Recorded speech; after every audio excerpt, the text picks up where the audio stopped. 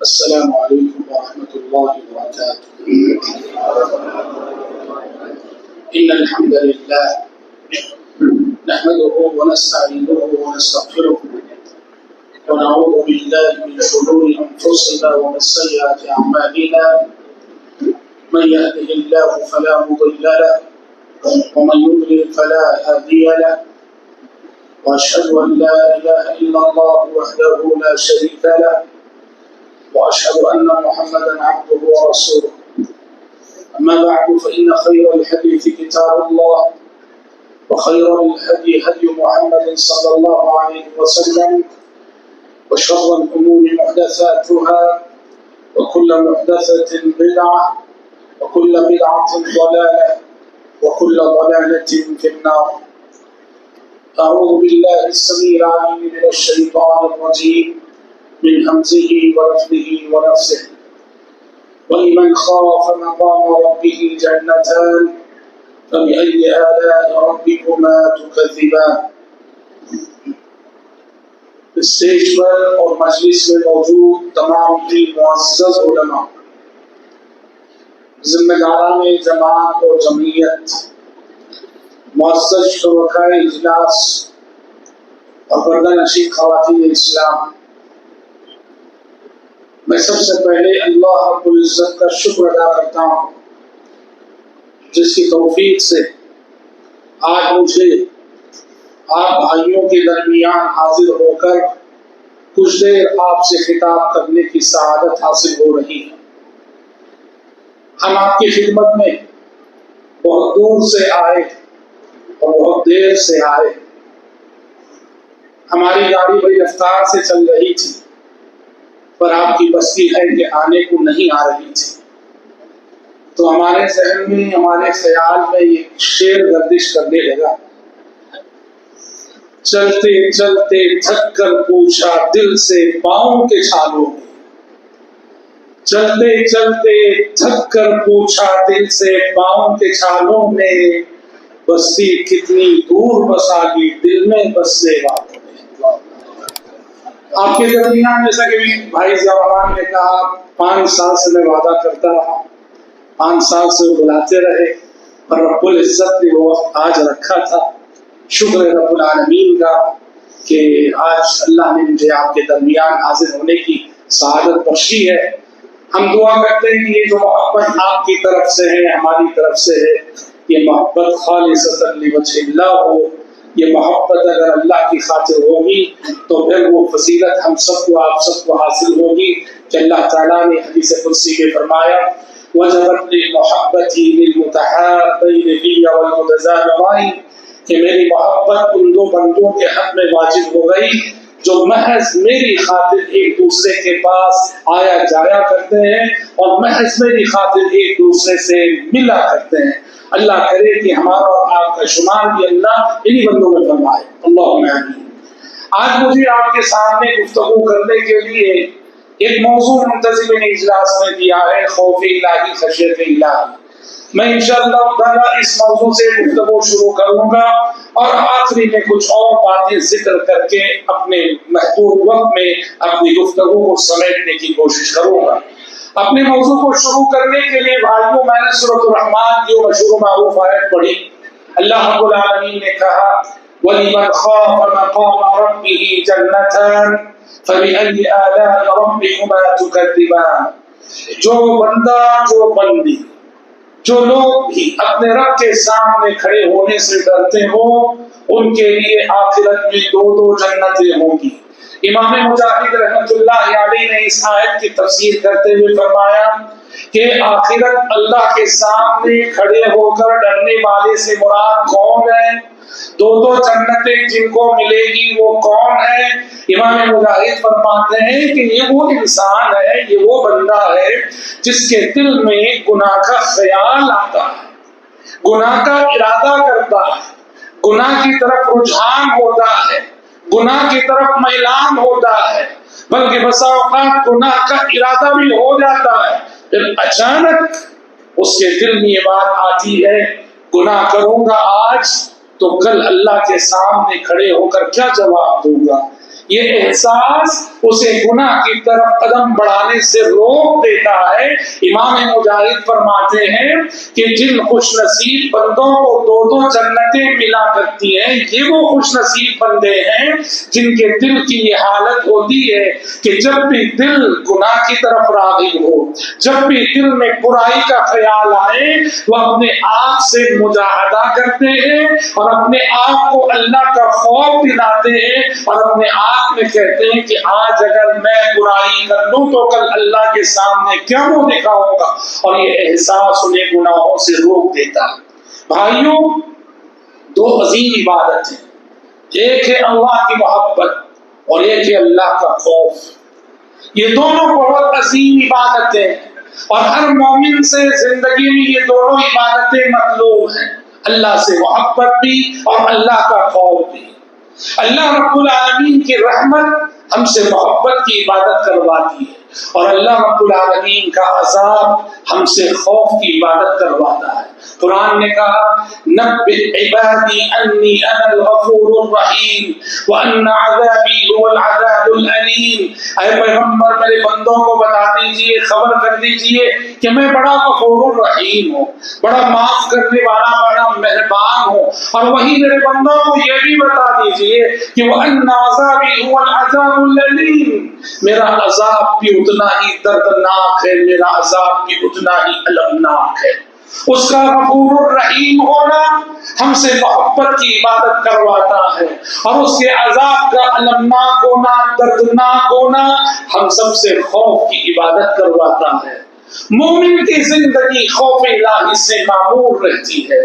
مومن جس انسان کے دل میں اللہ کا خوف نہ ہو، مجھے مرنے کے بعد اپنے قول و عمل کا حساب دینا ہے، اللہ رب العالمین کے سامنے جواب دینا ہے، اللہ رب العالمین کے سامنے کھڑے ہونا ہے۔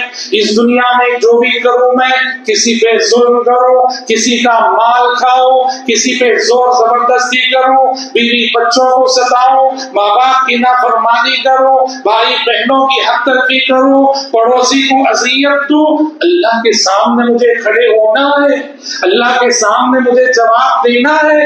یہ احساس، یہ خوف ہر بندے کے دل میں ہونا چاہیے۔ قرآن مجید 10 آیتیں ہیں جس میں قرآن مجید کہتا ہے کہ اہل ایمان وہ ہیں جن کے دل اللہ کے خوف سے معمور رہتے ہیں۔ اللہ نے کہا والذین هم من عذاب ربهم مشفقون، والذین هم من عذاب ربهم مشفقون، اللہ کے بندے وہ ہیں جو ہمیشہ اللہ کے عذاب سے ڈرتے رہتے ہیں۔ اور سورہ ملک میں اللہ نے کہا ان الذین یخشون ربهم بالغیب لهم مغفرۃ واجر کبیر، جو لوگ بھی لے کے اپنے رب سے ڈرتے ہیں ان کے لیے تو بڑی بشارتیں، تو بڑے انعام ہیں۔ اللہ کو ہم نے دیکھا نہیں ہے، کسی نے دیکھا نہیں ہے، اللہ کی ذات پردہ غیب میں ہے۔ اللہ کہہ رہا ہے کہ جو لوگ بن دیکھے رب سے ڈرتے ہیں ان کے لیے تو بڑے انعام ہیں۔ پہلا انعام ہے مغفرت اور بخشش، اور دوسرا انعام ہے اجر کبیر، کہ جو بندے اس سے بن دیکھے ڈرتے ہیں اللہ ایک تو ان کے گناہوں کو معاف کرے گا اور دوسرے انہیں عظیم اجر و ثواب سے نوازے گا۔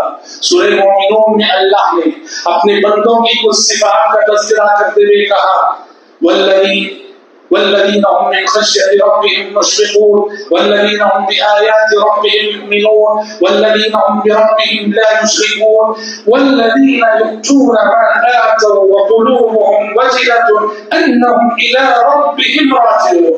دیکھو مومنوں کی کیا کیا صفات اللہ بیان کر رہا ہے۔ اللہ کہتا ہے مومن وہ ہیں یؤتون ما آتوا، کہ وہ جو بھی دیتے ہیں، جو بھی خرچ کرتے ہیں، ان کا حال یہ ہوتا ہے، ان کے دل کانپ رہے ہوتے ہیں، خرچ کرتے ہوئے ان پہ کپکپی تاری رہتی ہے کہ انہم الی ربہم راجعون۔ یہ احساس انہیں ستا رہا ہوتا ہے، یہ احساس انہیں ڈرا رہا ہوتا ہے کہ وہ دن بہت جلد آنے والا ہے جب اللہ رب العالمین کے سامنے مجھے جواب دہ ہو کے کھڑا ہونا ہے۔ یہ آیت جب ام المؤمنین عائشہ صدیقہ رضی اللہ عنہا نے پڑھی کہ اللہ کے بندے وہ ہیں کہ جو بھی دیتے ہیں، خرچ کرتے ہیں، اس حال میں دیتے ہیں کہ ان پہ کب کبھی تاری رہتی ہے۔ حضرت عائشہ نے یہ سمجھا، انہوں نے پیارے نبی سے سوال کیا، اللہ کے نبی یہ دینے والے جو ڈر رہے ہوتے ہیں، یہ خرچ کرنے والوں پہ جو کب کبھی تاری ہوتی ہے، کیا اس لیے کہ یہ لوگ شرابی ہیں، زانی ہیں، چور ہیں، اس لیے کہ خرچ کرنے والا شرابی ہے، خرچ کرنے والا چور ہے، خرچ کرنے والا زانی ہے، اس لیے وہ ڈر رہا؟ آپ نے کہا لا یا بنت الصدیق، نہیں ہے صدیق کی بیٹی، بل هم الذین یصومون ویصلون ویتصدقون ویخافون الا یقبل منهم ذلک، یہ وہ لوگ ہیں جو نماز پڑھتے ہیں، روزے رکھتے ہیں، صدقہ و خیرات کرتے ہیں، پھر بھی ڈر رہے ہوتے ہیں کہ کہیں ان کی یہ نیکیاں اللہ کے نزدیک شرف قبولیت سے محروم نہ رہ جائیں۔ اللہ سے ڈرنے اور اللہ کے خوف کا ایک مظہر یہ ہے بھائیوں، جو بھی اعمال ہم کرتے ہیں عمل کرنے کے باوجود اللہ سے ڈرتے رہنا چاہیے، یہ کمال درجے کا خوف ہے۔ خلیل اللہ اپنے فرزند اسماعیل علیہ السلام کے ساتھ خانہ کعبہ کی تعمیر کر رہا ہے، خانہ کعبہ کی ایک ایک اینٹ رکھے جا رہے ہیں، اور ان کی زبان پہ یہ دعا ہے، ربنا تقبل منا انک انت السمیع العلیم، پروردگارا ہم سے ہمارے اس عمل کو قبول فرما لے، انک انت السمیع العلیم، یقیناً تو ہی بہت دعاؤں کا سننے والا اور ارادوں نیتوں کا جاننے والا ہے۔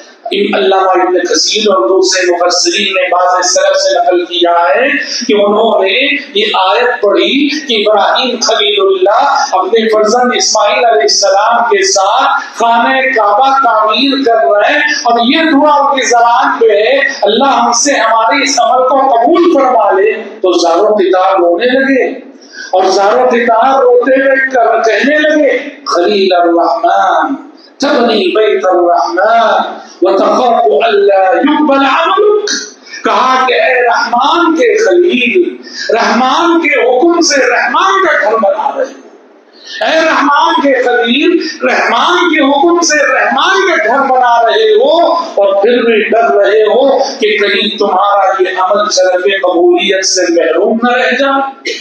حضرات یہ اللہ کے بندوں کا خوف ہوتا ہے، یہ اللہ کے بندوں کے دل کی حالت ہوتی ہے، یہ اہل ایمان کے دل کی حالت ہوتی ہے، وہ باعمل رہ کر بھی اللہ سے ڈر رہے ہوتے ہیں۔ آج صورتحال کیا ہے؟ ہم بے عمل ہو کر بھی اللہ سے نہیں ڈر رہے ہیں، بد عمل ہو کر بھی اللہ سے نہیں ڈر رہے ہیں، سمجھ میں؟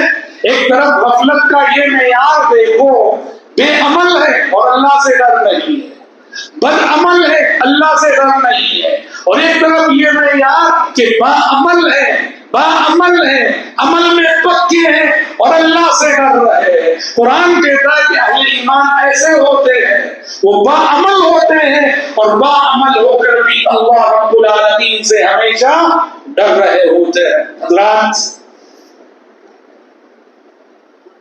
اللہ رب العالمین سے ڈرنا کیوں ہے؟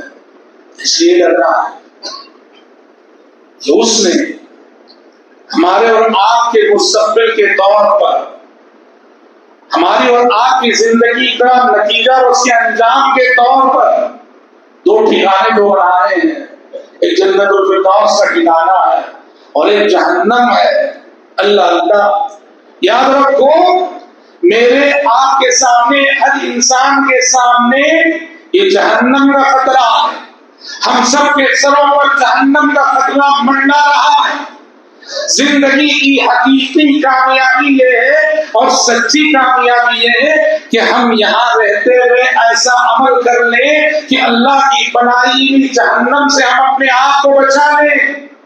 اسی لیے رب العالمین نے جب دنیا میں محمد عربی صلی اللہ علیہ وسلم کو مبعوث کیا، بھیجا، اللہ نے پہلا حکم یہ دیا، یا ایھا المدثر قم فانذر، یا ایھا المدثر قم فانذر، اے کملی والے، اے چادر اوڑھنے والے نبی، اٹھ کھڑیے، قم فانذر، ڈرائیے دنیا کو، ڈرائیے انسانیت کو، اس لیے کہ انسانیت غفلت کی نیند سوئی ہوئی تھی، مقصد حیات سے غافل تھی، اللہ رب العالمین کے ساتھ شرک کر کے بغاوت کر رہی تھی، اس زمین پر ڈھونڈنے سے بھی کوئی موحد بندہ نہیں مل رہا تھا۔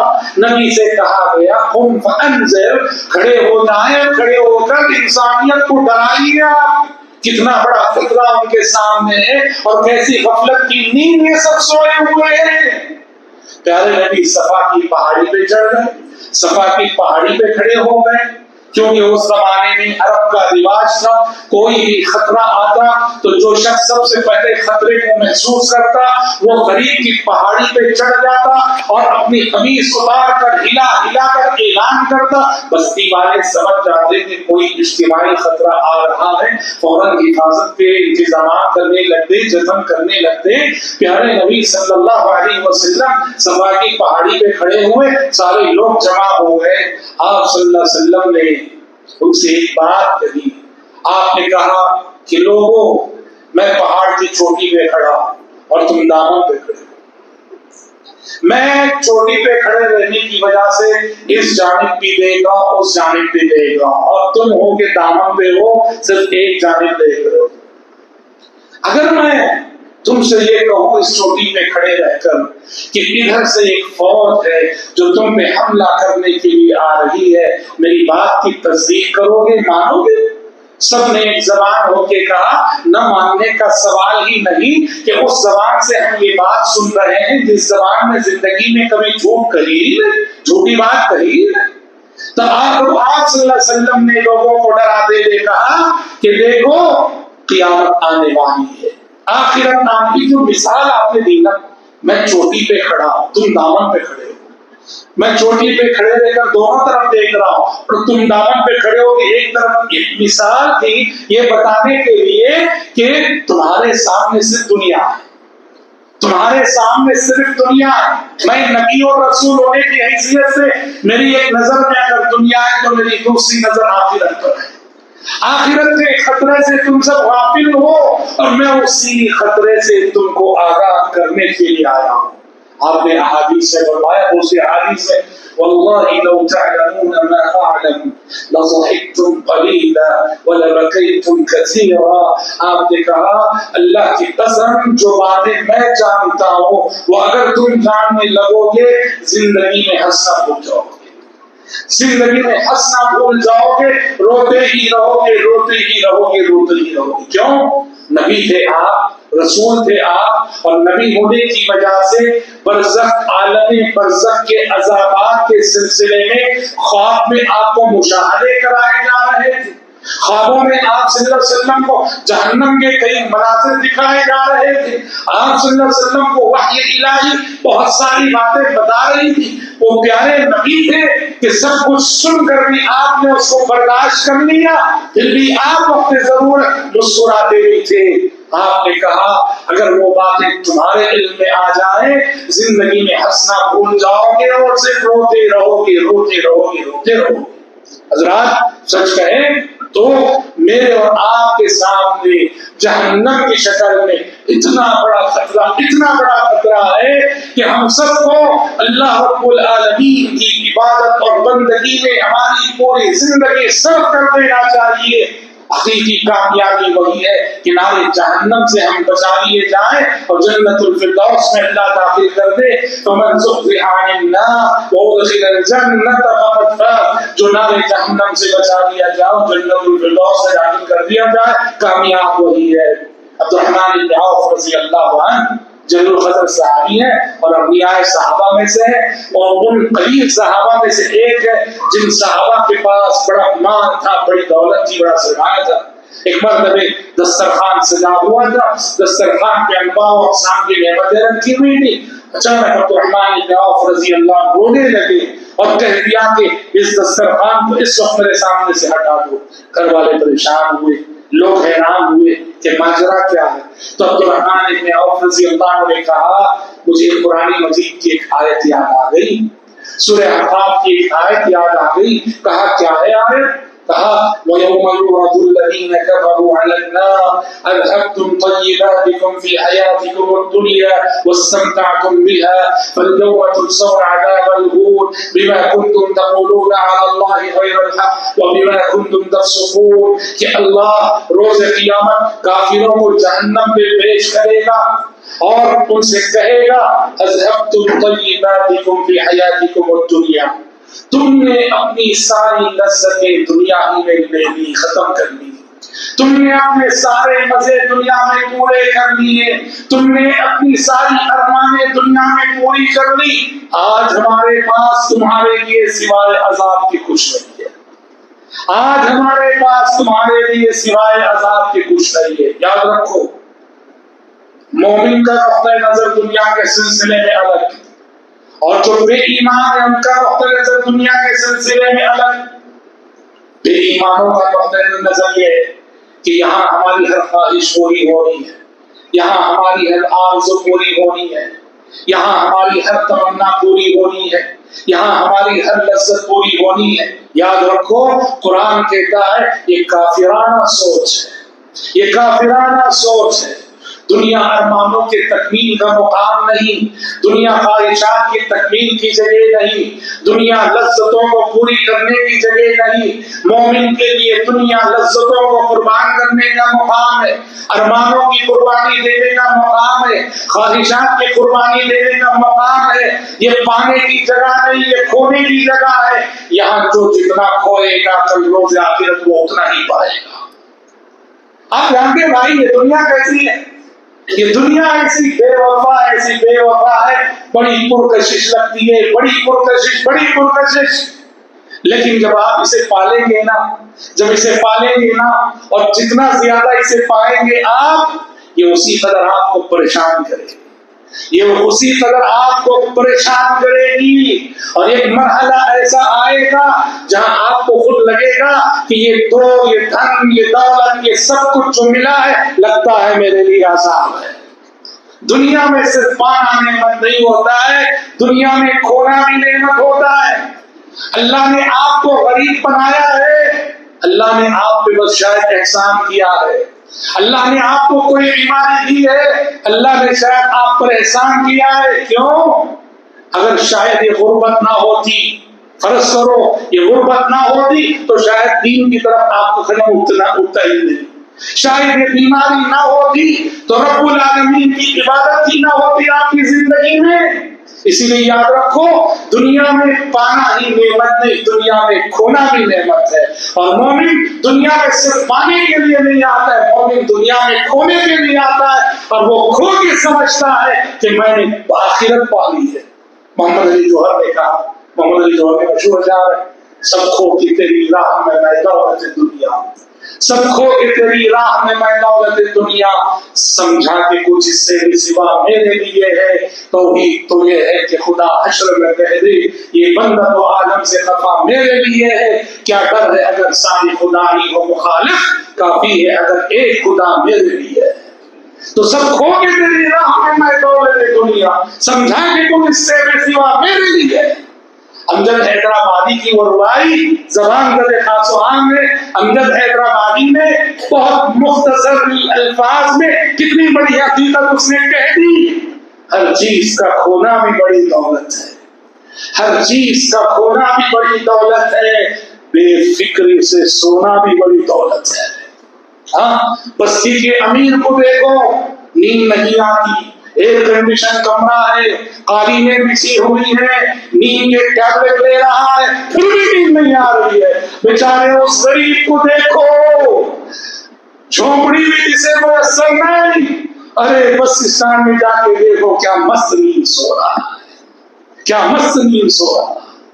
اسے نہ کسی چوری کی فکر ہے، نہ کسی چیز کے لٹنے کی فکر ہے، سو جاتے ہیں فٹ پاتھ پہ اخبار بچھا کر، سو جاتے ہیں فٹ پاتھ پہ اخبار بچھا کر، مزدور کبھی نیند کی گولی نہیں کھاتے۔ امجد نے کہا ہر چیز کا کھونا بھی بڑی دولت ہے، بے فکری سے سونا بھی بڑی دولت ہے، افلاس نے سخت موت آسان کر دی، دولت کا نہ ہونا بھی بڑی دولت ہے۔ اذهبتم طیباتکم فی حیاتکم الدنیا. قرآن وہی پیغام دے رہا ہے. عبد الرحمن بن عوف کو اسی آیت نے رلایا اور اسی آیت کی سبب اس وقت کے لیے کہا کہ اس دسترخوان کو میرے سامنے سے ہٹا دو. اذهبتم طیباتکم فی حیاتکم الدنیا. تم نے اپنی ساری لذتیں دنیا میں پوری کر لی, سارے مزے دنیا میں لوٹ لیے, ساری خواہشیں دنیا میں پوری کر لی, ساری ارمانیں دنیا میں پوری کر لی, ہمارے پاس کچھ نہیں ہے تمہارے. مطلب یہ ہوا اللہ کے پاس پانا چاہتے ہو کھو کر جاؤ. یہاں کھو کر جانے کا مطلب کیا جانتے ہیں؟ جو چیز اللہ نے آپ کو نہیں دی ہے اللہ سے کہو پروردگارا تیرے فیصلے سے راضی ہوں. کھو کر جانے کا مطلب کیا ہے؟ جو چیز اللہ نے نہیں دی کہو پروردگارا شکر ہے جس حالت میں تو نے رکھا ہے, صحت کی حالت ہو, بیماری کی حالت ہو, غربت کی حالت ہو, مڈل کلاس فیملی ہو, گمنامی ہو, کچھ بھی ہو, شکر ہے. ہر حال میں شکر ادا کرتے رہو. اللہ رب العالمین کے فیصلوں سے جو راضی ہوتے ہیں تو ان کی زندگی بہت اچھی گزرتی ہے. سمجھ رہے؟ اللہ کا خوف, اہل علم کہتے ہیں من کان باللہ اعرف کان به اخوف, من کان باللہ اعرف کان به اخوف. اللہ کا خوف کس کے دل میں پیدا ہوتا ہے؟ کہا جسے اللہ کی جتنی معرفت حاصل ہوگی, جو اللہ کو جس قدر جانے گا, جو اللہ کو جس قدر پہچانے گا, جو اللہ کی عظمت کے سبب جس قدر پڑھے گا, اس کے دل میں اللہ رب العالمین کا خوف اسی قدر سمائے گا. اس لیے بھائی دیکھیے ملائکہ فرشتے ہیں, فرشتے انسانوں کے مقابلے میں اللہ کی معرفت فرشتوں کو انسانوں سے زیادہ حاصل ہے. اس لیے قرآن کہتا ہے فرشتے ہر آن اور ہر لمحہ کانپتے رہتے ہیں. وَهُمْ مِنْ خَشْيَتِهِ مُشْفِقُونَ. سورہ انبیاء میں اللہ نے کہا کہ فرشتے اللہ کے خوف سے ان پہ ہمیشہ کپی تاری رہتے. حالانکہ دیکھو ایک غور کرنے کی بات کیا جانتے ہیں؟ یہ غور کرنے کی بات یہ ہے کہ فرشتوں کے لیے جنت اور جہنم نہیں. جہنم فرشتوں کے لیے نہیں ہے نا. جہنم انسانوں کے لیے, جنات کے لیے. جن فرشتوں کے لیے جہنم نہیں ہے, جہنم کا خطرہ جن کے سامنے نہیں ہے, اور وہ اتنا ڈرے اللہ رب العالمین سے. قرآن کہتا ہے وہ من خشیتہ مشفقون, کہ وہ اللہ کے خوف سے کانپ رہے ہوتے. کیوں؟ اس لیے کہ انہیں اللہ کی معرفت حاصل ہے, اور جس کو اللہ کی معرفت حاصل ہو جاتی ہے وہ معرفت اس پر اللہ کے خوف کے سبب کب کبھی طاری کر دیتی ہے. صحیح الترغیب کی حدیث امام البانی نے حسن قرار دیا. پیارے نبی نے جبریل امین سے ایک مرتبہ پوچھا میں لا ارى میکائیل ضاحکا قط. پیارے نبی نے پوچھا جبریل امین سے, جبریل کیا بات ہے, وہ جو فرشتے ہیں میکائیل علیہ السلام, میکائیل علیہ السلام کو میں نے کبھی ہنستے ہوئے نہیں دیکھا, ایسا کیوں ہے؟ جبریل امین نے جواب دیا کہ ما ضحک میکائیل منذ خلقت النار. جب سے اللہ نے جہنم بنائی اس دن سے میکائیل ہنسنا بھول گئے. جس دن اللہ نے جہنم بنائی, جہنم کو دیکھنے کے بعد میکائیل علیہ السلام کی زندگی سے ہنسنا چلا گیا. اللہ اللہ, وہ فرشتے ہیں, ان کے لیے جہنم نہیں ہے, اور وہ اتنا ڈر رہے ہیں, اور ہم انسان اتنے غافل ہیں, اتنا بڑا خطرہ ہمارے سامنے ہے, اور ہم اتنے مطمئن ہیں جیسے کہ جنت کا کنفرم ٹکٹ اپنے جیب میں رکھے ہوئے ہوں. بھائیو, اللہ کا خوف بہت بڑی چیز ہے, بہت بڑی عبادت ہے, بہت بڑی عبادت ہے. کتنی بڑی عبادت ہے جانتے ہیں؟ اگر کبھی آپ نے اللہ کے خوف کو محسوس کیا, اور اللہ کے خوف کو محسوس کرنے کے سبب آپ کا یہ احساس آنکھوں کے آنسوؤں کی شکل میں ظاہر ہو گیا, اللہ کے خوف کی وجہ سے آپ کا یہ تأثر آنکھوں کے آنسوؤں کی شکل میں جاری ہو گیا, تو آپ جانتے ہیں خوف الہی سے بہائے گئے آنسوؤں کی قیمت کیا ہے؟ اللہ اللہ, بڑی عظیم حدیث ہے. پیارے نبی فرماتے ہیں عینانی لا تمسهما النار ابدا. عینان لا تمسہما النار ابدا، پیارے نبی فرماتے ہیں دو آنکھیں ایسی ہیں نار جہنم کبھی نہیں جلائے گی، کبھی نہیں چھوڑے گی۔ اللہ نے نار جہنم پر ایسی آنکھوں کو اور ایسی آنکھوں پر نار جہنم کو حرام کر دیا۔ پہلی آنکھ آپ نے کہا عین بکت من خشیت اللہ، وہ آنکھ جو اللہ کے خوف سے آنسو آ گئے، جس آنکھ کو اللہ کے خوف سے رونا آ گیا، رب العزت نے ایسی آنکھ پر نار جہنم حرام کر دی۔ کون سے آنسو ہیں یہ؟ آپ قرآن پڑھتے ہیں اور آنکھوں سے آنسو نکلتے ہیں، وہ آنسو اس میں شامل ہے۔ آپ اللہ سے مانگ رہے ہوتے ہیں، دعا کر رہے ہوتے ہیں اور آنکھوں سے آنسو بہ رہے ہیں، وہ آنسو اس میں شامل ہے۔ آپ واعظ و نصیحت کی مجلسوں میں شریک ہوتے ہیں، کتاب و سنت کی نصیحتیں سن کے آپ کا دل پسیج جاتا ہے اور آپ کی آنکھوں سے آنسو بہ پڑتے ہیں، وہ آنسو یہ قیمت رکھتے ہیں۔ عینان لا تمسہما النار، اور ایک دوسری حدیث میں دیکھو آپ نے فرمایا لا یلج النار رجل بکا من خشیت اللہ حتی یعود اللبن فی الصرع۔ آپ نے کہا کہ جو شخص اللہ کے خوف سے رو دے، جو اللہ کے خوف سے آنسو بہا دے، وہ اس وقت تک جہنم میں جا نہیں سکتا جب تک کہ جانور کے تھنوں سے نکلا ہوا دودھ دوبارہ تھن میں واپس چلا نہ جائے۔ کیا مطلب؟ تھن سے نکلا ہوا دودھ، تھن سے نکلا ہوا دودھ دوبارہ تھن میں جائے ناممکن ہے۔ کہا جس طرح تھن سے نکلا ہوا دودھ دوبارہ تھن میں جانا جتنا ناممکن ہے، اللہ کے خوف سے جسے رونا آ گیا، اللہ کے خوف سے جسے آنسو بہانا آ گیا، نار جہنم میں اس کا داخل ہونا بھی اسی قدر ناممکن ہے۔ کتنی بڑی فضیلت ہے۔ سبعۃ یظلھم اللہ فی ظلہ یوم لا ظل الا ظلہ، اس نے کہا ورجل ذکر اللہ خالیا ففاضت عیناہ، اللہ کے خصوصی سائے میں جگہ پانے والے خوش نصیبوں میں، ورجل ذکر اللہ خالیا ففاضت عیناہ، وہ شخص تنہائی میں اللہ کو یاد کر رہا ہے اور تنہائی میں اللہ کو یاد کر کے اس کی آنکھوں سے آنسو بہ پڑ رہے ہیں۔ تنہائی کے آنسو بڑا معنی رکھتے ہیں۔ لوگوں کے سامنے آنسو نکل جائے تو ریاکاری کا شائبہ پیدا ہو ہی جاتا ہے۔ تنہائی میں جہاں کوئی ہمیں دیکھنے والا نہیں، کوئی ہمیں سننے والا نہیں، ہم ہیں اور ہمارا رب ہے، وہاں اگر آنسو بہتے ہیں، ایک ایک آنسو اخلاص کا آنسو ہوتا ہے۔ پیارے نبی فرماتے ہیں ایسے بندے کے حق میں اللہ رب العالمین اتنا بڑا انعام ہے کہ یظلھم اللہ فی ظلہ یوم لا ظل الا ظلہ۔ اس سے محترم بھائیوں، اپنے دل میں خوف کی عبادت پیدا کرو، اللہ سے ڈرو، اللہ سے ڈر کر جیو۔ زندگی کا کوئی لمحہ خوف الہی کے بغیر گزرنا نہیں چاہیے۔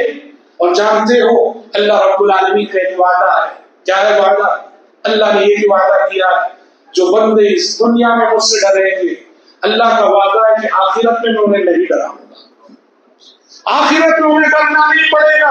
اور یہ وعدہ اللہ نے قسم کھا کے کیا ہے، حدیث قدسی ہے وعزتی، اللہ وعزتی، اللہ کہتا ہے میرے عز و جلال کی قسم ہے لأجمع علی عبدی خوفین، میں میرے بندے پر بیک وقت دنیا اور آخرت کے دونوں خوف جمع نہیں کروں گا۔ اگر وہ دنیا میں مجھ سے ڈرے گا، آخرت میں میں اسے نہیں ڈراؤں، اسے آخرت میں مجھ سے ڈرنا نہیں پڑے گا۔ اور اگر آخرت میں مجھ سے بے خوف ہو کر زندگی گزارے گا، آخرت میں اسے بہت ڈرنا پڑے گا۔ لأجمع علی عبدی خوفین، میرے بندے پر دونوں خوف، دنیا اور آخرت دونوں جگہ کے خوف ایک ساتھ مسلط نہیں کروں گا۔ اللہ سے ڈرنے والے بندوں کے لیے کتنی بڑی بشارت ہے۔ یہاں ڈر جاؤ اللہ سے، تمہاری آخرت محفوظ ہو گئی، آخرت پر عمل ہو گئی۔ ہمارے سامنے موت کا مرحلہ، قبر کا مرحلہ ہے، حشر و نشر کا مرحلہ ہے، حساب و کتاب کا مرحلہ ہے، جو ہم میں سے ہر شخص کو بے چین کیے دینا چاہیے۔ پیارے نبی صلی اللہ علیہ وسلم قبرستان میں بیٹھے ہوئے ہیں، قبرستان میں بیٹھے ہوئے ہیں، ابھی قبر تیار ہو رہی ہے، آپ کی آنکھوں سے آنسو جاری ہیں، یہاں تک کہ زمین بھیگ رہی ہے، اور آپ صلی اللہ علیہ وسلم کہتے ہیں یا اخوانی لمثل هذا فاعدوا، یا اخوانی لمثل هذا فاعدوا، اے میرے بھائیو اس مرحلے کی تیاری کرو، یہاں سب کو آنا ہے، یہاں سب کو آنا ہے، قبر کے مرحلے میں سب کو آنا ہے، کیا معلوم کہ کب کس کی قبر آباد ہو جائے۔ چوکھٹیں قبر کی خالی ہے انہیں مت بھولو، چوکھٹیں قبر کی خالی ہے انہیں مت بھولو، جانے کب کون سی تصویر لگا دی جائے، جانے کب کون سی تصویر لگا دی جائے۔ شیطان جو ہے نا ہمارے نوجوانوں کو دلاسا دلاتا کیا ہوتا، ارے ابھی تو جوانی ہے نا، ابھی تو زندگی کا طویل سفر باقی ہے، ابھی تو بہت کچھ کرنا ہے زندگی میں۔ وہ سمجھتا ہے کہ اس کو کوئی گارنٹی مل گئی ہے کہ پورا بوڑھا ہونے کے بعد 100 سال بعد ہی بنے گا۔ اس دنیا میں رہ کر ہم کیا کیا نہیں دیکھ رہے، کیا کیا نہیں دیکھ رہے، کتنے نوجوان کتنے بچے، وقت یہ شیطان کا دھوکہ ہے۔ ہوشیار رہو اور آنے والے اس مرحلے کے لیے تیاری کر لو۔ پیارے نبی صحیح مسلم کی اس حدیث میں فرماتے ہیں ما منکم من احد الا سیکلمہ ربہ لیس بینہ وبینہ ترجمان فینظر ایمن منہ فلا یری الا ما قدم وینظر ایسر منہ فلا یری الا ما قدم فاتقوا النار ولو بشق تمرہ۔ پیارے نبی نے کہا ما منکم من احد، لوگوں سنو، تم میں ہر شخص سے قیامت کے روز تمہارا رب ڈائریکٹ بات کرنے والا ہے۔ لیس بینہ وبینہ ترجمان، بندے اور رب کے درمیان کوئی ٹرانسلیٹر نہ ہوگا، رب کے سوالات ہوں گے، بندے کے جوابات ہوں گے، اللہ جو جو پوچھے گا بندے کو جواب دینا پڑے گا، بندہ پریشان ہو کر دائیں دیکھے گا، سوائے عمل کے کچھ نظر نہیں آئے گا، بندہ پریشان ہو کر بائیں دیکھے گا، سوائے عمل کی کچھ نظر نہیں آئے گا۔ کہا فاتقوا النار ولو بشق تمرہ، لوگوں نارے جہنم سے بچ جاؤ، بھلے سے آدھا کھجور سے لگا کر کے صحیح۔ اللہ اللہ، آپ ڈرا بھی رہے اور نارے جہنم سے نجات کی کتنی امید دلا رہے ہیں۔ کہا کہ تمہارا صدقہ بڑا صدقہ نہیں، آدھا کھجور، کھجور جو صدقے میں تم نے دیا ہو، آدھا کھجور، ایک کھجور، وہ بھی تمہاری قسمت کو بدل سکتا ہے، تمہارے انجام کو بنا سکتا ہے۔ اتقوا النار ولو بشق تمرہ، نارے جہنم سے بچ جاؤ اگرچہ کہ آدھا کھجور صدقہ کر کے صحیح، کیونکہ صدقہ اللہ اللہ صدقہ بڑی طاقت رکھتا ہے۔ صدقے کی طاقت کا اندازہ آپ کیجیے اس مشہور حدیث سے جسے آپ نے بارہا سنا ہوگا، اللہ اکبر، ماں عائشہ صدیقہ رضی اللہ عنہا فرماتی ہے ایک غریب خاتون اپنی 2 معصوم بچیوں کو لے کر میرے پاس آئے، حضرت عائشہ فرماتی رضی اللہ، آگے کہا کہ مائی ہم بھوکے ہیں، کچھ کھلا دو، کچھ دے دو۔ ماں عائشہ صدیقہ رضی اللہ عنہا فرماتی ہے میں نے گھر میں ڈھونڈا، تلاش بسیار کے بعد صرف 3 کھجوریں ہیں، یہ پیارے نبی کے گھر کا حال ہے، ڈھونڈنے کے بعد صرف 3 کھجوریں مل رہی پیارے نبی کے گھر میں، اس نبی کے گھر کا حال ہے جس نبی سے آسمان سے آنے والی وحی کہتی تھی آپ چاہیں تو احد کا پہاڑ سونے کا بنا دیں، ڈھونڈنے پر 3 کھجوریں مشکل سے۔ ماں عائشہ صدیقہ رضی اللہ عنہا کہتی ہے میں نے وہ 3 کھجوریں اس غریب عورت کو دے دی، اس عورت نے 2 کھجوریں اپنی دونوں بچیوں کو دے دی اور تیسری کھجور اپنے لیے رکھ لیا۔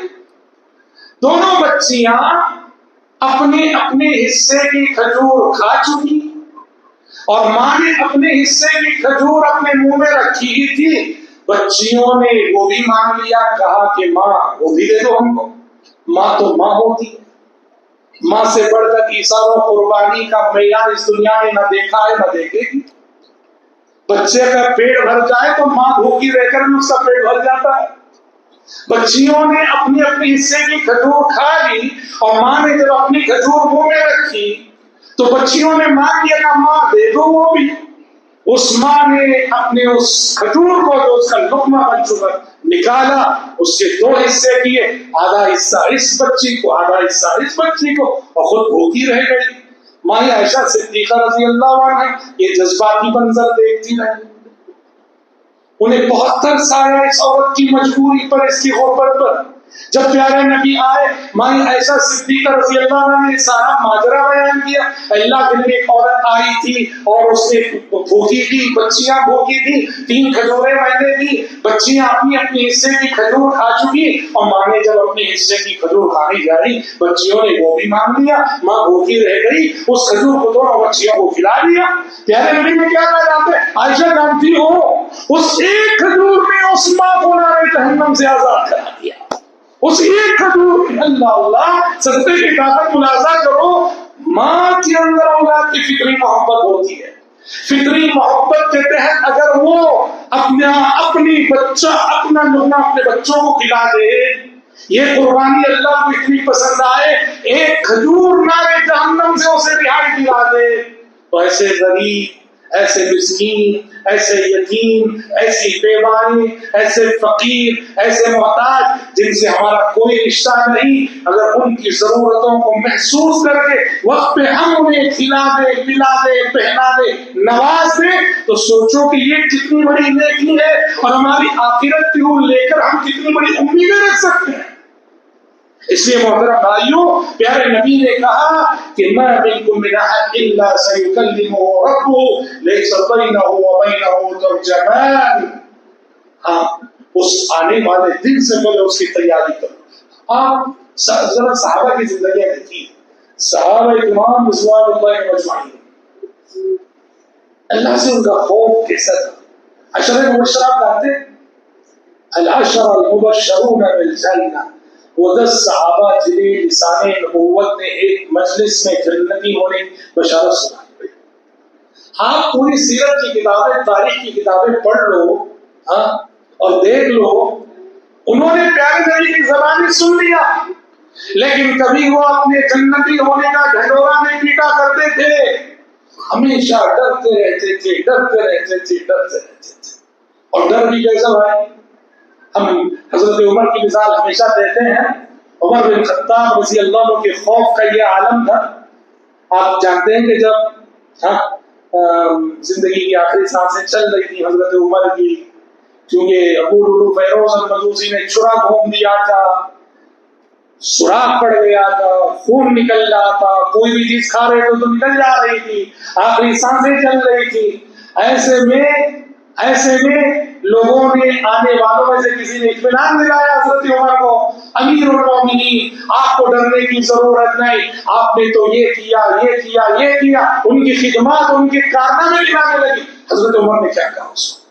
حضرت عمر نے کہا لوگوں تم مجھے تسلی دے رہے ہو، اور میرے دل کی حالت یہ ہے، یہ جو خلافت کی ذمہ داری میں نے نبھائی ہے نا، یہ اتنی بڑی ذمہ داری تھی، اتنی بڑی امانت تھی، اتنا بڑا عہدہ تھا، مجھ کو لے کے میں اتنا ڈرا ہوا ہوں جب اللہ کے سامنے جا رہا ہوں. تم کہہ رہے ہو کہ میں نے اتنی خدمت کی، اتنی خدمت کی، میرا دل تو یہ کہہ رہا ہے کہ کل حشر کی عدالت میں اگر یہ اعلان ہو جائے کہ عمر نے خلافت کی جو ذمہ داری نبھائی، اس میں نہ وہ اجر و ثواب کا مستحق ہے، نہ عذاب و عقاب کا مستحق ہے، تو سمجھو گا کہ میرا بیڑا پار ہو گیا. بھائی اب جانتے ہیں حضرت عمر نے کس احساس ذمہ داری سے عہدے کو نبھایا تھا. اللہ ہر عہدیدار کو، ہر منصب دار کو، ہر کرسی والے کو، جس کے پاس بھی کوئی عہدہ ہے، حضرت عمر کی اس احساس ذمہ داری سے ضرور سبق لینا چاہیے. حضرت عمر نے اس عہدے کو اور خلافت کی ذمہ داری کو اس احساس کے ساتھ نبھایا تھا. کہا کرتے تھے واللہ لو عثرت بغلة في العراق لخشيت ان يسألني الله عز وجل لما لم تصلح لها الطريق يا عمر. کہا کرتے تھے کہ میں مدینے میں ہوں، اگر میرے زمانہ حکومت میں عراق کی سڑک پر کسی چلتے ہوئے خچر کو ٹھوکر لگے. کیا کہتے تھے؟ میں مدینے میں ہوں، اگر میرے دور میں، میرے زمانے خلافت میں عراق کی کسی سڑک پر چلتے ہوئے خچر کو ٹھوکر لگے، انسان کو نہیں، کس کو؟ خچر کو ٹھوکر لگے، جانور کو، تو مجھے ڈر ہے کہ حشر کی عدالت میں مجھ سے سوال ہوگا کہ عمر تمہارے زمانے میں عراق کی ایک شہر میں، عراق کی ایک سڑک پر یہ خچر نے ٹھوکر کھائی تھی، تم نے راستوں کو درست کیوں نہیں رکھا تھا؟ اس احساس ذمہ داری کے ساتھ، اس احساس ذمہ داری کے ساتھ خلافت کو نبھا کر، اور یہ تو کہہ رہے ہیں کہ اگر حشر کی عدالت میں یہ اعلان ہو جائے کہ عمر اس عہدے کو نبھانے میں ناظر و ثواب کا مستحق، ناظر و عقاب کا مستحق، تو سمجھوا کے بڑا پاؤ گے۔ صحابہ کی زندگیاں ہمیں بڑا سبق، بڑا عظیم سبق دے دیے بھائیوں۔ عمل کر کے بے خوف نہیں ہو جانا ہے، عمل کر کے مطمئن نہیں ہو جانا ہے، ہمیشہ اللہ رب العالمین کے خوف کے سائے میں ہماری زندگی گزرنی چاہیے۔ اور دیکھو موجودہ دنیا، موجودہ حالات جس میں ہم اور آپ جی رہے ہیں، کیا ہے یہ دنیا اور خاص کر ماحول، معاف کیجیے، ایسے گندے ماحول میں جی رہے ہیں، ایسے گندے ماحول میں جی رہے ہیں۔ معاشرہ اتنا گندا ہو چکا ہے، کلچر اور ثقافت کے نام پر برائیوں کو اس طرح سے پھیلایا جا رہا ہے، برہنگی ہر جگہ، عریانیت ہر جگہ، ننگاپن ہر جگہ، عورت برہنہ سے برہنہ تر، نعوذ باللہ ثم نعوذ باللہ، دنیا والوں کی آنکھوں میں حیا نہ رہی، انسان بے غیرت سے بے غیرت ترین ہوئے جا رہے ہیں، انسان بے شرم ہوئے جا رہے ہیں، نعوذ باللہ تعلیم اور کلچر کے نام پر انسانیت کو بے حیائی اور بے غیرتی کا سبق پڑھایا جا رہا ہے۔ ایسے میں بھائیوں ہمارے لیے، آپ کے لیے اپنے اخلاق و کردار اور جوانی کو بیدار رکھنے کا بہت بڑا چیلنج، خصوصاً ہماری نوجوان نسلیں، ہمارے نوجوان بھائی، ہماری نوجوان بہنیں، کالجوں میں پڑھنے والے لڑکے، کالج جانے والی لڑکیاں، ہم سب کے لیے، آپ سب کے لیے یہ دور، یہ زمانہ بہت ہی، ہر قدم سمجھیے کہ چیلنجز سے بھرا ہوا زمانہ ہے، سمجھ رہے ہیں؟ اور یاد رکھو چیلنجز جتنے بڑے ہیں نا، چیلنجز جتنے بڑے ہیں، اگر ان چیلنجز کو فیس کر کے آپ اپنے دین کی حفاظت کر لیتے ہیں، اپنے اخلاق کی حفاظت کر لیتے ہیں، اپنے کیریکٹر کی حفاظت کر لیتے ہیں، اپنی جوانی کی حفاظت کر لیتے ہیں، انعام بھی اتنا ہی بڑا، انعام بھی اتنا ہی بڑا ہے۔ کتنا بڑا؟ پیارے نبی نے کہا حشر کی عدالت میں جب ساری مخلوق چلچلاتی دھوپ میں تڑپ رہی ہوگی، جن خوش نصیبوں کو ٹھنڈا سایہ ملے گا اس میں کون ہوگا؟ وَرَجُلٌ دَعَتْهُ امْرَأَةٌ ذَاتُ حَسَبٍ وَجَمَالٍ فَقَالَ إِنِّي أَخَافُ اللَّهَ۔ سائے میں جگہ پانے والا کون ہے؟ وہ نوجوان جسے ایک عورت جو کہ بڑی حسین و جمیل تھی، خوبصورت تھی اور حسب و نسب والی تھی، اعلیٰ خاندان والی تھی، آگے بڑھ کر اس سے برائی کی دعوت دی، آگے بڑھ کر اس سے برائی کی دعوت دی۔ عورت کے پاس کچھ نہ ہو، صرف حسن و جمال ہو تو اتنا بڑا فتنہ بنتی ہے کہ تاریخ کتنے واقعات یاد رکھی ہے، وقت کے حکمرانوں نے غریب عورتوں کی محبت میں گرفتار ہو کر اپنے تاج بھی گوا دیے ہیں، اپنے تخت بھی گوا دیے ہیں۔ عورت کے پاس کچھ نہ ہو، صرف حسن و جمال ہو تو اتنا بڑا فتنہ بنتی ہے۔ یہاں حسن بھی ہے، جمال بھی ہے، حسب بھی ہے، نسب بھی ہے، خاندان بھی ہے، شرف بھی ہے، اور آگے بڑھ کر برائی کی دعوت دے رہی ہے۔ پیارے نبی کہتے ہیں ایسے میں جو بندہ یہ کہے انی اخاف اللہ، نہیں میں اپنے رب سے ڈرتا ہوں، پیارے نبی نے کہا ایسے نوجوان کو اللہ رب العالمین اپنے عرش کے مخصوص سائے میں جگہ دے گا۔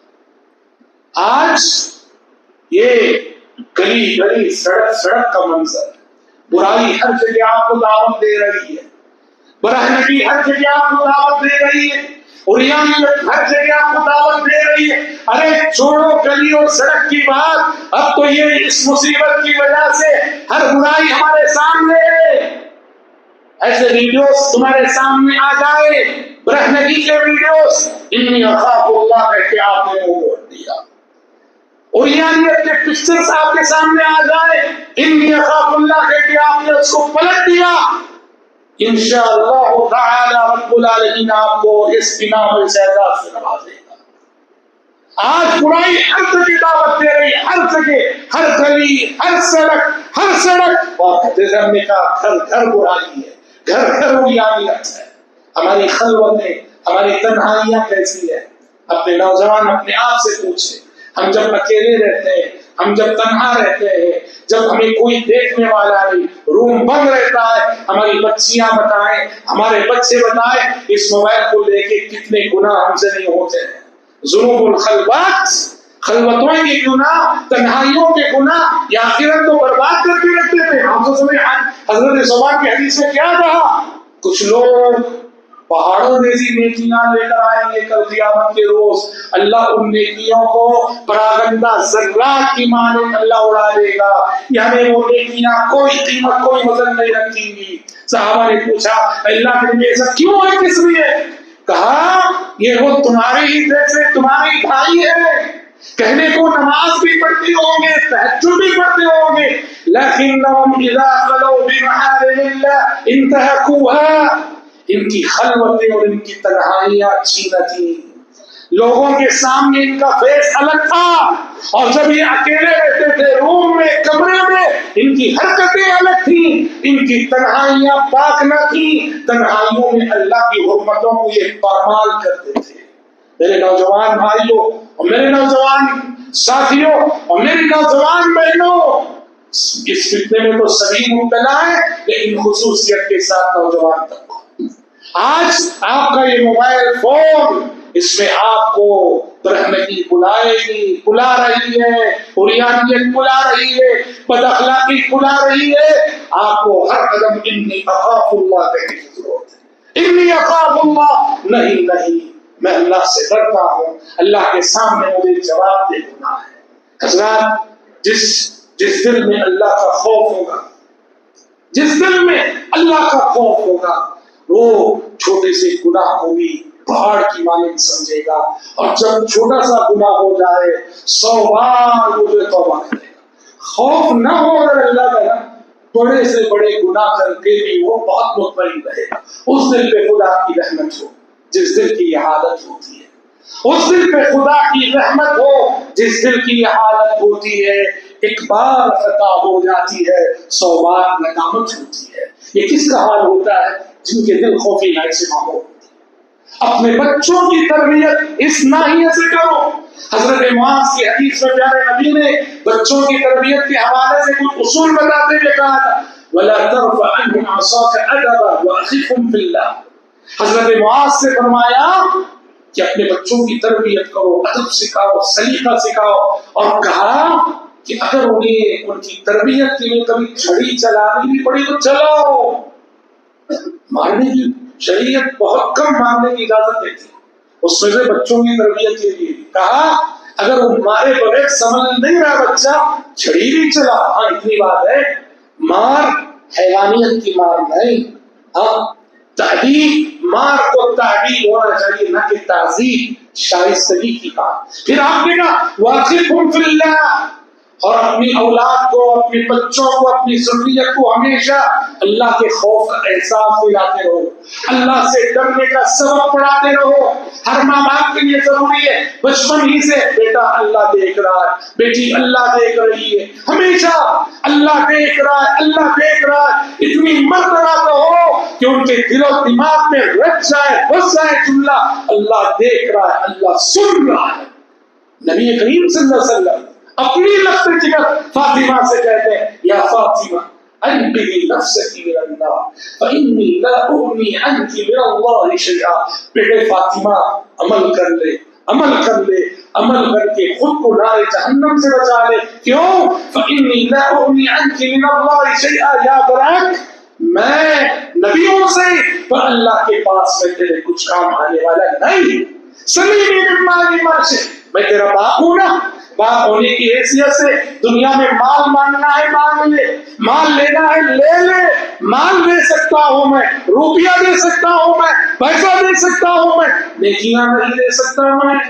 سلیمی من مال ماشے، یہ نبی ہے جو اپنی لخت جگر حضرت فاطمہ کو یہ سبق پڑھا۔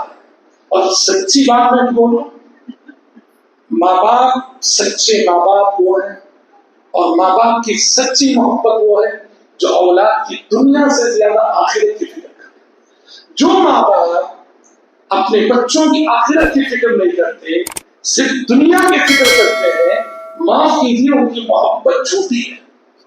آپ کی محبت اگر سچی ہوگی، آپ پہلے اپنے بچوں کو نارے جہنم سے بچانے کی فکر کریں گے۔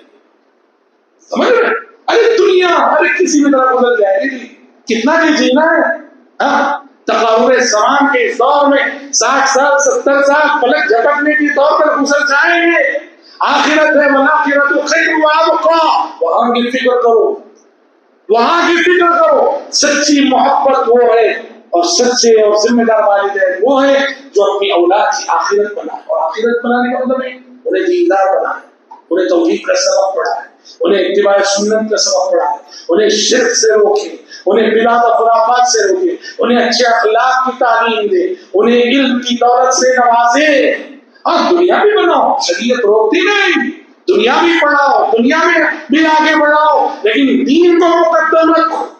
یہ اللہ کی تعلیم ہے اور یہ ذمہ دار والدین کی علامت ہوتی ہے۔ تو محترم بھائیوں، محترم بہنوں، یہ آج کا یہ ہمارے خطاب میں یہ جو پیغام کے طور پر کہیے کہ ہم سب کو، آپ سب کو چاہیے کہ ہماری زندگی خوف الہی کے سائے میں گزرے۔ اور گفتگو کے اختتام یہ بھی کہہ دینا میں سمجھتا ہوں، چونکہ میرا ٹاپک خوف تھا اس لیے میں نے صرف خوف پہ بولا ہے، سمجھ رہے؟ ورنہ ایک بات یاد رکھیں، زندگی میں اللہ کا ڈر اور اللہ کی محبت دونوں میں بیلنس رہنا چاہیے۔ صرف خوف خوف خوف، جہنم جہنم، مایوس ہو جائے گا، مایوسی طالب ہو جائے گا۔ صرف محبت محبت محبت، جنت جنت، تو دھوکہ کھائیں گے، شیطان دھوکے میں مبتلا کرے گا۔ اس لیے ہم کہتے ہیں ہمارے دل کی حالت کیا ہونی چاہیے؟ یہ جو دو عبادتیں ہیں، اللہ سے محبت کی عبادت اور اللہ سے خوف کی عبادت، ان دو عبادتوں میں بیلنس ہونا چاہیے زندگی میں۔ اچھا بیلنس کیسے؟ اہل علم کہتے ہیں صحت کی حالت میں ذرا محبت پر خوف غالب رہنا۔ جب تک ہم مضبوط ہیں، تندرست ہیں، صحت مند ہیں، چلتے پھرتے ہیں، اللہ کی محبت پر ذرا ڈر اور خوف کا پہلو غالب رہنا، تبھی ہم گناہوں سے بچیں۔ اور جب ہم موت کے قریب ہو جائیں، جب ہم موت کے قریب ہو جائیں تو خوف پر محبت غالب آ جائے۔ سمجھ رہے ہیں؟ کیونکہ پیارے نبی نے کیا فرمایا؟ لا يموتن احدكم الا وهو يقسم بالله الظن۔ آپ نے فرمایا کہ تم میں سے کسی بھی شخص کو موت آئے، اس حال میں آئے کہ وہ دنیا سے جاتے ہوئے اللہ کے ساتھ اچھا گمان لے کر جائے۔ اللہ اللہ، کیسا اچھا گمان؟ نبی کریم صلی اللہ علیہ وسلم ایک انصاری نوجوان کے پاس گئے، آخری سانسیں چل رہی تھی۔ آپ نے پوچھا بھائی کیا کیفیت ہے، کیا محسوس کر رہے ہو؟ انصاری نوجوان نے کہا اللہ کے نبی، اپنے گناہوں سے ڈر بھی رہا ہوں لیکن اللہ کی رحمت کی امید بھی ہے مجھے۔ تو پیارے نبی نے کہا موت کے وقت جس کے دل کی یہ کیفیت ہو، اللہ اسے جس چیز سے وہ ڈر رہا ہے اس سے بچا لے گا، اور جس رحمت کی وہ امید رکھا ہو وہ رحمت اسے عطا کرے گا۔ اہل علم کہتے ہیں موت کے وقت خوف پر محبت غالب آ جانی چاہیے، اور تندرستی کی حالت میں محبت پر تھوڑا سا خوف کا پہلو زیادہ ہونا چاہیے۔ ایک بیلنس ہے۔ اس طرح سے ان دو جذبات میں، ان دو عبادتوں میں ہمیں بیلنس کرنا چاہیے، تبھی چل کر ہماری زندگی زیادہ استقامت پہ جو ہے نا قائم رہے گی۔ میرے ہاتھ میں اللہ رب العزت سے دعا کرتا ہوں کہ رب العزت مجھ کہنے والے کو، آپ سبھی سننے والوں کو اللہ رب العالمین اس کی ذات سے کما حق ڈرنے کی توفیق عطا فرمائے، اور جانے انجانے میں ہم سے جو غفلتیں، کوتاہیاں، خطائیں، گناہ ہو چکے ہو رہے، اللہ ہم سب کو معاف فرمائے۔ اللہ ہم سب کو دین توحید پر استقامت نصیب فرمائے۔ اللہ وقت کے، حالات کے ہر چھوٹے بڑے فتنوں سے ہم سب کی، آپ سب کی اور ہماری آنے والی نسلوں کی حفاظت فرمائے۔ رب العزت جس طرح اس نے آج ہمیں اس کے گھر میں جمع کیا ہے، کل روز قیامت محض اپنے فضل و کرم سے جنت الفردوس میں اکٹھا فرمائے۔ اللہم آمین۔ اپنی گفتگو کے اختتام پر میں شکر گزار ہوں کڑووں کی جماعت کا، یہاں کے ذمہ داروں کا، یہاں کے نوجوانوں کا، اور یہاں کے علماء کا، اور بھائی ضیاء الرحمان کا، آپ لوگوں کی پراسرار دعوت اور آپ کی محبت، عمرآباد کو بھی آیا کرتے تھے کڑووں کے نوجوان، جب بھی آتے تو ضرور بلا کے آتے تھے، بنگلور 4 دن آتے تھے، کئی مرتبہ ملے ہیں، اور جب بھی آتے تو دعوت دیتے تھے۔ شکر ہے رب العالمین کا جس نے مجھے آج اپنا وعدہ پورا کرنے کی توفیق دی۔ اللہ ہم سب سے، آپ سب سے راضی ہو جائے، اللہم آمین، وصلی اللہ وسلم علی خیر خلقہ محمد وآلہ وصحبہ اجمعین، والسلام علیکم ورحمۃ اللہ وبرکاتہ۔